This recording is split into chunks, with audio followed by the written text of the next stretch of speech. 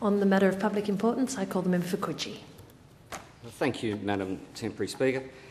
Local government is a key player in our democracy and is at the local government level that the community is most closely connected to the decision-making process. And you, Madam Temporary Speaker, know this, as do I, having been on a council a number of years.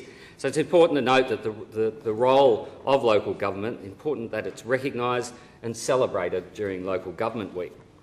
This local pride in local community is why the Liberal National Government has given local government issues a well-deserved focus during our first few months in running this state.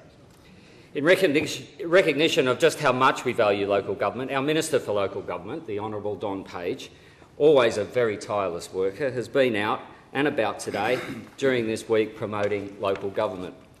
Yesterday morning I was with him at Waverley Public School, where he presented a book on local government to the school's prefects. This morning he made a visit to the Warringah Council with councillors and staff in attendance. He also watched local children from the Alexander Primary School at Duffy's Forest conduct a mock council meeting. The local members for Davidson, Jonathan O'Dea, Warringah Mayor Michael Regan and the Minister all encouraged children's interests in the democratic process and the particular services and functions of local government. Mr Page presented the children with a book about local government for their library.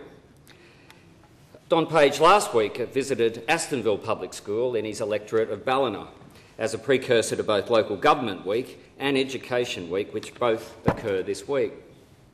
Minister Page heard a student debate, spoke about local government matters with pupils and discussed the school's inclusion of government and democracy in its curriculum and met teachers and community members. At lunchtime today, as I said, the Minister tirelessly working away, at lunchtime today the Minister marked Local Government Week 2011 with a visit to Parramatta City's mini-festival celebrations for Local Government Week at their town hall. He was joined by the Parramatta MP Jeff Lee, Granville MP Tony Issa and Parramatta Lord Mayor John Cheddar and council representatives. So as you can see by these brief examples of the time and effort that our Minister and the local members put into supporting the celebration of Local Government Week, local government is an issue that this side of the House takes very, very seriously. On this side of the House, we believe in accountability and transparency. We don't treat the community as mugs. We believe local people are the best people to solve local problems and will build on the strengths of local government and support them as we move towards a positive future for democracy at all levels of government in New South Wales. The importance of local decision-making cannot be overstated. This government has handed decision-making back to the community. Part 3A of the Environmental Planning and Assessment Act has been repealed, with an alternative system that will return planning powers over local developments back to our local communities and their elected representatives. We'll tip the balance back towards local government, where it belongs. I point out that the first piece of legislation enacted by our new government was a bill introduced to give democracy back to the people of Wollongong and Shell Harbour, which are currently under administration. The local people in the Illawarra will be going to the polls to vote for new councillors and new councils in just a few weeks now on September 3. The government is also fulfilling its commitment to return autonomy to local councils by giving councils back the powers they enjoyed in the past to conduct their own elections, should they choose to exercise that option.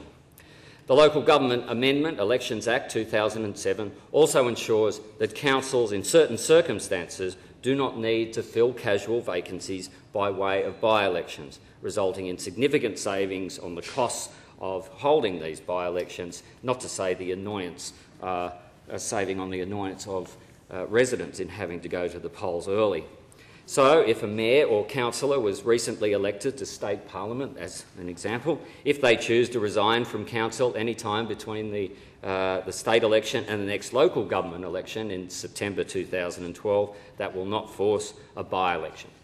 The Act also provides a window of opportunity to those councils that wish to reduce their councillor numbers and abolish wards without the need to hold a constitutional referendum. Councils can take advantage of these changes to save money and address other concerns raised by the community, councils and the Local Government and Shires Association. When I reflect on issues like this, Madam Temporary Speaker, and the steps this government has already taken, a few things stand out. At the forefront of our minds when we look to the future is a strong and sustainable local government sector. This cannot be achieved without a strong working relationship and a willingness to work together.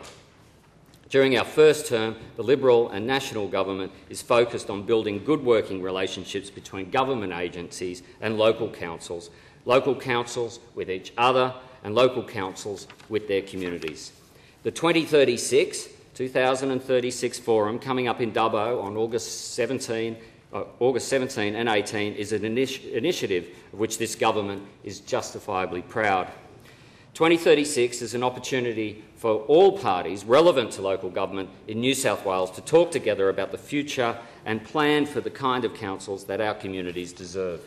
This is the first time ever that this sort of strategic, creative, participatory approach has been applied to the many issues that face local government as we move further into the 21st century. A broad range of interested parties, including the Minister for Local Government, the Honourable Don Page, will work together to set the direction for the next 25 years. 2036 is a fantastic opportunity for all parties to embrace, and that it will indeed deliver great outcomes for this great state. We're rebuilding New South Wales by unlocking $1 billion in borrowings in the form of a local government infrastructure renewal scheme. This will provide interest rate subsidies to local councils to assist them with the cost of debt. The Minister for Local Government will be asking the New South Wales Grants Commission to engage with the federal government's review process where appropriate to ensure the best interests of New South Wales are put forward.